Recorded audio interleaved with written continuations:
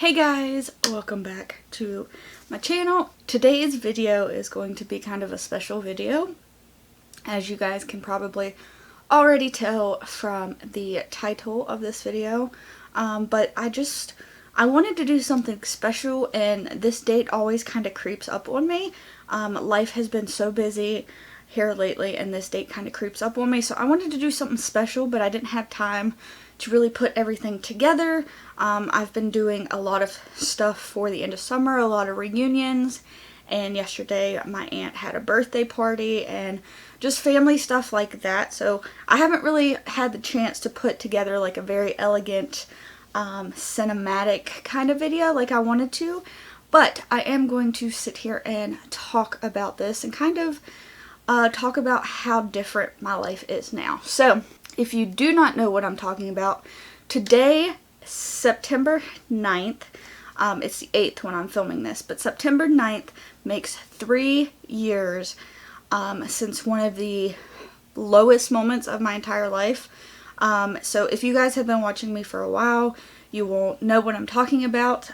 If you haven't, I have videos of when this happened. Before I get into the details of it, I just want to go ahead and put a disclaimer on here that I will be talking about suicide, I will be talking about self-harm, depression, anxiety, my experience in a mental health facility, or a behavioral health clinic is what mine was technically called. But if any of that is going to bother you, like I said, I will be talking about all of those things and probably more. So if anything related to those couple things that I mentioned, suicide, self-harm, any of that is going to bother you, please do not continue to watch this video. I am not a doctor.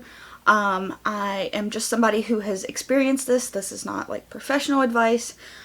This is just me kind of telling my story and telling you that it does get better, because it does get better. So I'm going to go ahead and get into it, but just a disclaimer, if you don't want to hear anything about any of that, please just don't watch this video or come back to it at a later date when you're in a better place. So yeah, that is first of all my disclaimer. Okay, so 3 years ago on this day, September 9th of 2016, I went into a facility, and if you guys know anything about my 2016, that year was like the most awful year to date for me. It was super bad. I had a lot of loss, a lot of health issues. My family had health issues. All kinds of just weird, crazy stuff was happening. And again, you can go back and look that up. I have vlogs about it and everything else, but lots and lots of loss and lots of tragic events happened that year, and by far it is still one of the worst years that I've ever lived through. So there was just a lot going on at that time, and I remember the night that this had happened. Me and my mom had gotten to an argument. At the time I wasn't really working, I didn't have a job. I had been in and out of college, and I was kind of at one of those in-between stages, and because of everything that traumatic that was happening, I was depressed. I was super depressed. I didn't feel like continuing on with a lot of things. I wasn't necessarily suicidal. Like, I didn't want to kill myself, but I didn't really care if I lived or died kind of thing. Like, I would not intentionally hurt myself, so I thought, but I didn't care if something happened to me in a way. So it's kind of one of those situations where I wasn't voluntarily suicidal, but I just didn't care. So on the night that this happened, on September 9th, me and my mom were arguing about something. There was some situations going on at the time that was just put me in a very vulnerable place, as well as everything else that was going on. But there was one particular subject that we were arguing about, and for some reason I was just overwhelmed with emotions from everything I had been through. I was depressed. Like I said, I didn't have a job, so I felt kind of worthless, like I wasn't contributing. And like I said, just a lot of stuff had happened that year. So we were arguing, and at one point I think I was cutting something, or I had a knife or something, and I know I shouldn't be admitting this before, but I have cut in the past. And usually I just do it with a dull kitchen knife or something like that. Like, I always do it like on the surface, and I've never done anything super deep. I just do it kind of on the surface, or I did do it. I haven't done it since, let me preference. But back when I was in high school and middle school, when I used to cut, I would just do it on the surface just to kind of get the aggression out, which was not a healthy way of doing that at all, and I have since learned from that. So please do not do that. Do not find other ways to take out your aggression or to take out your depression, but that is that. So at that night I had went and I was standing in front of my mom arguing, and it was kind of a reach out for help kind of cry, like, look, I'm trying here, you're not understanding, so you're not understanding the pain I'm going through right now, and you know, my emotions. So I stood in front of her and I had this knife, and at some point she said something to me and I just went whoo, with this knife. And my thoughts were it was going to be a very dull knife, and it was just going to cut like a little surface cut, like a cat scratch or something like that. That is not what happened. It was a very sharp knife, and it basically sliced my arm completely open. Again, disclaimer, this is very graphic from here on out, so please just keep that in mind. If you don't want to watch this, that's fine. But my arm was completely split open. Blood started squirting everywhere, and I was honestly shocked because, like I said, I was doing it as kind of a cry for attention. Not because I wanted to die, but because I was trying to get my point across that, look, I'm in so much pain that I'm going to do this, and maybe you'll realize and maybe you'll stop being so hard on me kind of thing. And now looking back, I should not have done it, but I was just in such a bad place I didn't really think about it. So at the time I cut my arm completely open, so there you could see it. So that is what I did. You can, I don't know if the light is really showing you, but that is what it ended up being. It ended up being a super, super deep cut. I was very, very lucky that I didn't end up killing myself that night. And again, that was not my intention at all. At the time, I kind of didn't care, honestly. I was kind of like, you know, I didn't intend for this to happen, but oh well, you know. And that's just the mindset I was in, and it's so crazy how different my mindset is now. But after I did that, of course, my stepdad was freaking out. I was kind of freaking out. My mom was crying and freaking out. My stepdad grabbed a towel and immediately put pressure on it. He used to be a firefighter, so he knows a little bit of like trauma activation kind of classes and stuff. So we put a towel on it. We held pressure on it. I live in a very small town, and my dad had called the police and called for a rescue squad and all that kind of stuff. My neighbor at the time, and she's still my neighbor, she is a RN, so she ran over, and she had heard it on the scanner, and she ran over and had like gauze, and we wrapped gauze around it really tightly. She sat with me at my kitchen table and held pressure on it really, really tight until the paramedics got here. And basically I had to answer all these questions. I don't remember exactly. This point on was kind of just a blur. It just seemed like a blur. It kind of seemed like a Days, a movie. You know, in movies, how kind of when something traumatic happens. My example I always use is like Pretty Little Liars. When somebody gets killed, they kind of do all these slow motion shots, and that's kind of what my experience after this was. So I do remember them like talking to me, and I don't remember exactly what was said, but they came in, they asked me a bunch of questions, blah blah blah, whatever. The guy who was the paramedic came out, and he was still holding my arm.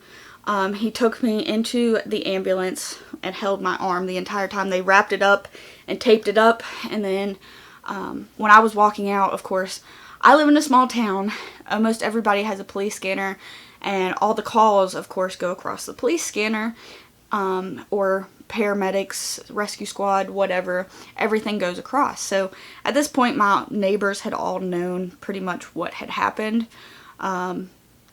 And I remember walking out and it was just kind of like tunnel vision. Like I could see pieces of people on the sides of me, like looking at me, making sure I was okay, because it was kind of like a movie. Like it was really like a movie, like how Mona dies in Pretty Little Liars. Like it was just a blur. Like I could see clear from here to the ambulance, but like everything else, I was aware that people were there, but it was just kind of like blurry. I don't know how else to describe it. It's just kind of like tunnel vision. Like it just felt like a movie kind of thing. It didn't feel real.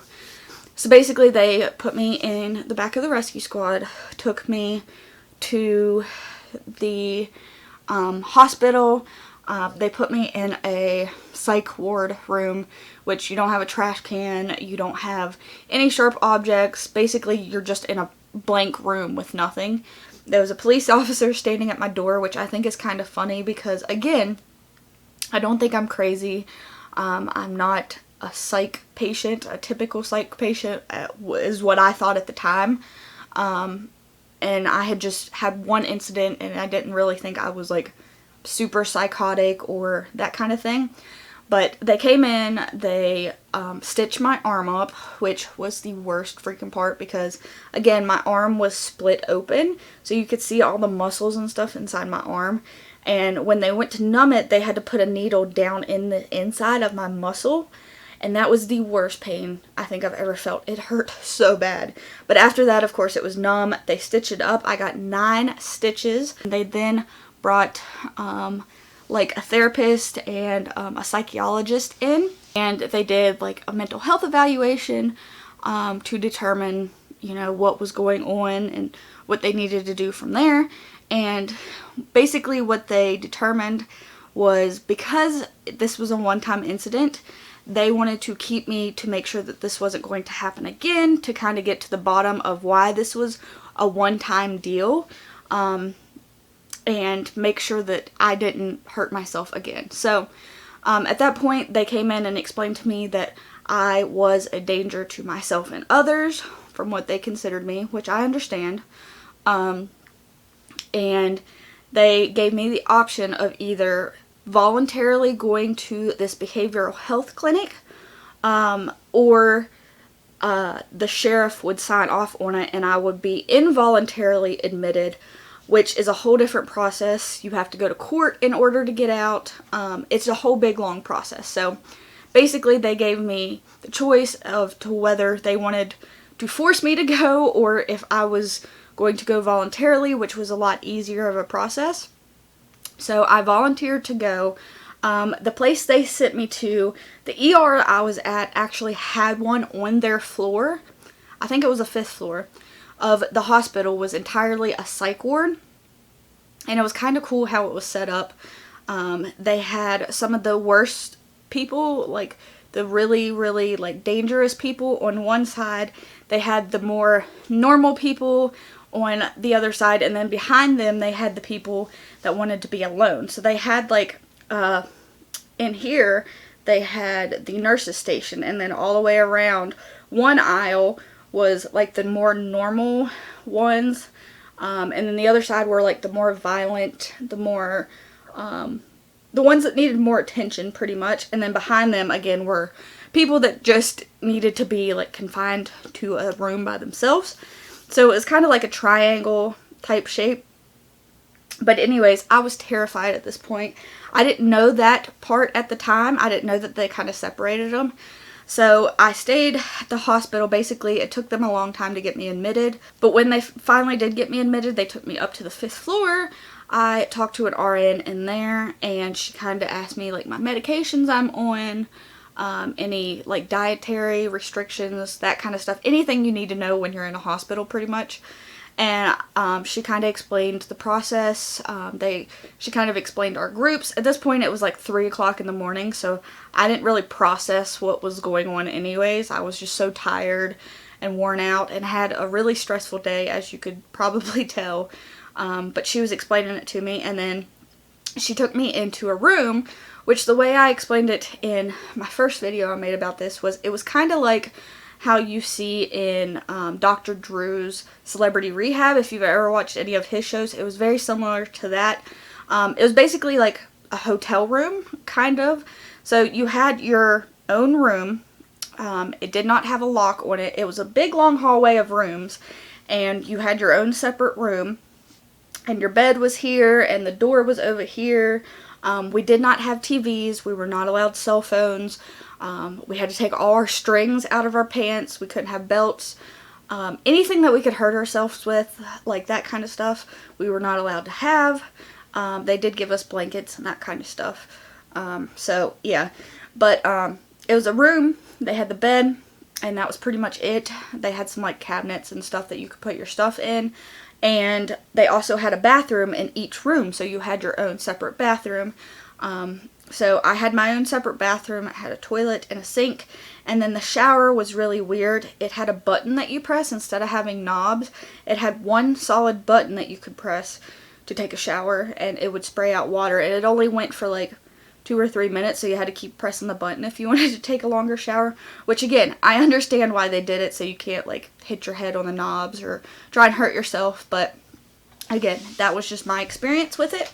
And believe it or not, and again, I'm just speaking from my personal opinion. I've heard worse stories than mine, I've heard better stories than mine, so on and so forth, but my experience was actually pretty good in there. Again, this was a temporary behavioral health clinic. It was not a rehab facility, and it was not like a super strict mental health ward. It was not like a psych ward. It was a behavioral health clinic, and it was a temporary one. So the one I went to, they were only allowed to keep you for 10 days maximum, and if they thought that you needed treatment longer than that, then they would refer you to another facility to stay for like 30 days or 6 months or whatever. But this was like a temporary thing to basically make sure you're okay, to get your meds straight, to give you the chance to talk to somebody, to make friends, to talk to a therapist, a psychiatrist, all that kind of stuff. So that's what mine was. And so it was a very structured couple days there. I only spent 5 days there, I believe, and they base it on how much you're participating. So they can keep you for a maximum of 10 days, but if you are doing well, they think you're progressing with your mental health, they will release you sooner than that. So I was there for 5 days. Again, very structured. We got up at a certain time. The nurses were checking on us every night. You know, while we were sleeping, they come in about every 15-20 minutes and just check on you. They wouldn't really come in, but they would look through the window because the door had a window on it. And so yeah, they'd check on you. We got up at a certain time, ate breakfast at a certain time. We had groups, which they also documented how many groups you went to see if you were actually trying to get help. So in the morning, I remember we had a goal setting group in the morning after breakfast, and all our groups were voluntary too, so you didn't have to go to them. You could sit in your bed the entire time you were there if you wanted to, but that's not going to help you get help, and it's not going to help you get out of there any sooner. If you did lay in bed for all 10 days, they would probably refer you to somewhere else to actually get the help that you needed. So I tried to attend as many groups as possible. We had groups every couple hours, and they would write it down, or they would tell us what time group was. Yeah, so we had one in the morning, and it was a goal setting group. And it would basically be you and the other people there would meet up in a little room, and you would set a goal for the day, or set 2 goals for the day. Usually it was just 1, but some people had 2. And it would be like, I'm going to read this many chapters of my book, or I'm going to finish this puzzle, or I'm going to journal about something, or, you know, I'm going to whatever. And you would set a goal for the group. And then at night we would have one whether we hit our goal, why we hit our goal, why we did it, what we need to improve on to hit our goals from now on, that kind of stuff. We also had a lot of groups about drawing, where they basically gave you different ways of expressing yourself. We would paint, we would draw, they had music every now and then. Also had groups where we went outside, which it was basically this big metal fenced in kind of outside area. It was like fenced in, it had a roof on it so nobody again could hurt themselves. But we would get to go out there every now and then. In between groups, they did have like a little lounge area, and that's majority of the place where we hung out. They had a little lounge area in front of the nurses station, so that the nurses could watch us, and they had puzzles and books, and like you could draw, you could color, you could watch TV. We did have one TV in the entire place, and that was again in the lounge so they could monitor us. Me and two of the other girls in there started a puzzle, and it was a peacock puzzle, which, by the way, never recommend putting a peacock puzzle in there. But yeah, so you basically do all these random things throughout the day. You'll have groups every couple hours. In between groups, you're getting either a meal, or you're hanging out with your friends, reading a book, doing a puzzle, something similar to that. You can also receive phone calls where I was at. You did not have access to a cell phone or technology or anything like that, but they did have a phone on the wall where you could call out if you wanted to. And you were allowed visitors at certain hours of the day to bring you food, whatever. So yeah, that was my experience with it. Again, I made a lot of friends there, and believe it or not, there was a lot of people there that were very, very normal. And I was not expecting that. I was expecting to go in there with a bunch of like super psycho serial killers or something crazy like that, and it was not that at all. It was people, everyday people with like postpartum depression, anxiety, people who were suicidal, people who have hurt themselves. It was just very normal people, and again, they separated us, and again, that's just my experience, but they separated us from the more mild cases of mental health issues, or to the more severe cases of it. So ours was separated. A lot of the people in there I still talk to. We connected on a different level. You're in there talking about your feelings in a lot of those groups, and you know, explaining stuff that happened, and you just get really close when that kind of stuff happens. And we're not as close now. It's been 3 years now, but I still keep up with them on Facebook. We still talk every now and then, that kind of stuff. So yeah, that was my experience. And since then, again, I was there for 5 days, and I was actually kind of upset to leave because some of my friends stayed a little bit longer than me, and so I was super upset to kind of leave them, because it was just such a freeing experience for me. Again, not everybody's experience is the same, but for me it was just kind of like a little break. You didn't really know what was going on outside of those 4 walls. For those couple days, it was what I needed. So that is what happened on September 9th. I was released on September 14th, so I was there 4.5-ish days, because it was kind of the 10th, closer to the 10th, when I got admitted, because it was like the middle of the night. Sorry guys, my camera died, but like I said, I was in there for about 5 days, 4.5 days, however you want to calculate it, and yeah, it really helped me. It was a cool experience, and I know, again, that probably sounds weird to say, but again, when you're stuck in a facility like that, you make real, genuine connections, and you're forced to talk about these things that a lot of times when you're not in a place like that, you can shove them aside and not talk about them and just keep them to yourself. But so it was a cool experience to kind of be able to open up to people like that, and to make strangers especially turn into friends through some experiences that you guys share. So it was a cool experience.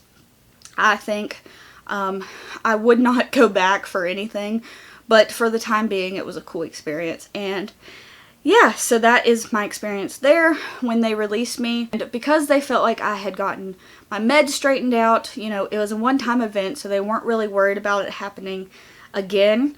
They got my meds straight. They felt like I had improved on my mental health. I have talked about a lot of things, and so because of that, they did not send me to another inpatient facility, which a lot of times they'll do. depending on the circumstances and, you know, whatever. It differs from person to person. But for me, I was not required to go to another inpatient facility. They recommended I continue to go to an outpatient therapy. So, you know, every month go see a psychiatrist, weekly visits with a therapist, that kind of thing. And so that's what I ended up doing. I did that for probably 2 or 3 months after I got out of the hospital, and then my therapist left and went to a different practice. So it kind of threw me all off then, but I felt like it really helped me. Again, I am not in the place that I was back then at all. I feel like I am in such a better place. I have a job now. You know, I'm back to making YouTube videos. I do have my days still, obviously, but I feel like life has just changed so much about that, and most importantly, my attitude about life has changed.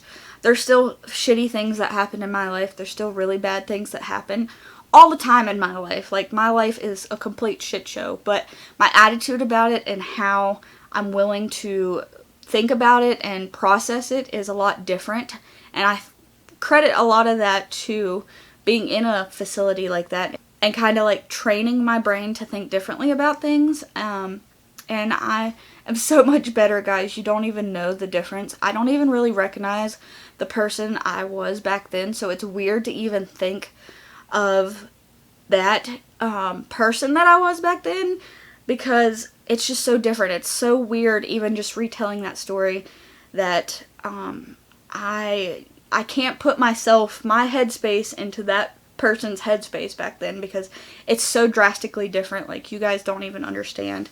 And again, I still have my bad days, but just the way I cope with them now is completely different. I've been in and out of therapy since then as well. I've tried different medicines. I am currently in therapy right now.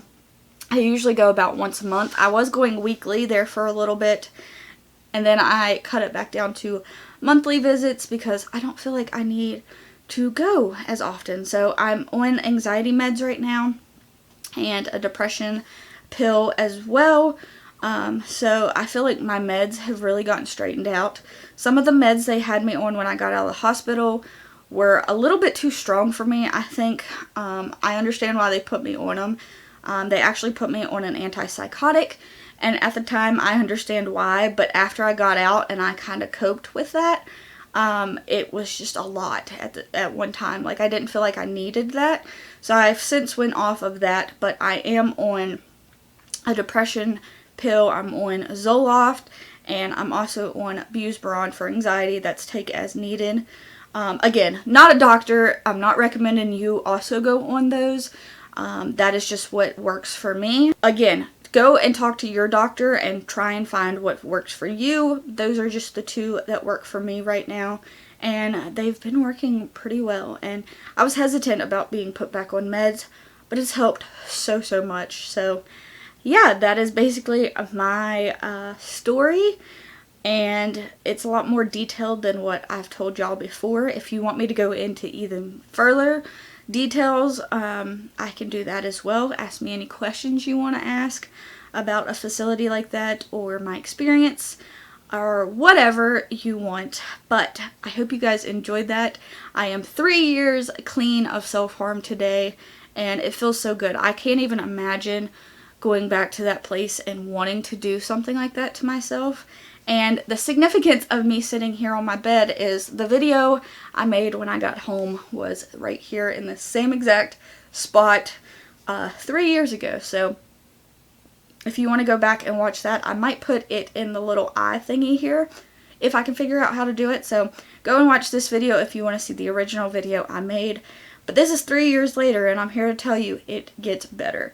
If you are willing to put work in, and you know, it's hard. It really is hard, but it is so worth it, and I'm so grateful that I've made it this far without hurting myself, and it's so much better, guys. It gets better. If you're in a situation like that, feel free to message me. My inbox is always open to anybody who has any issues or just wants to talk or vent or anything like that. Again, I'm not a doctor, but I love helping people with what I can. and trying to give you the best advice based on my experience. So yeah, my inbox is always open. Just keep hanging on, keep trying to get better, and eventually it will. But anyways, I have to go and head off to work now, but I just wanted to make a kind of special video. I kind of love doing this kind of stuff, and you know, life has changed a lot, and I'm so grateful. I'm in such a better place, and I want to celebrate that. So here's to 3 years being clean, and yeah, I'm pretty excited. So I'm going to go. I love you guys. I hope you enjoyed this. Please give it a thumbs up in the comments. Leave me questions or anything you want to ask me. Congratulate me on 3 years if you want to. You don't have to, but I'm excited about it. So I hope you guys enjoyed this. I'm rambling as always, but I will see you guys in my next video, which will be soon, I promise. Bye guys!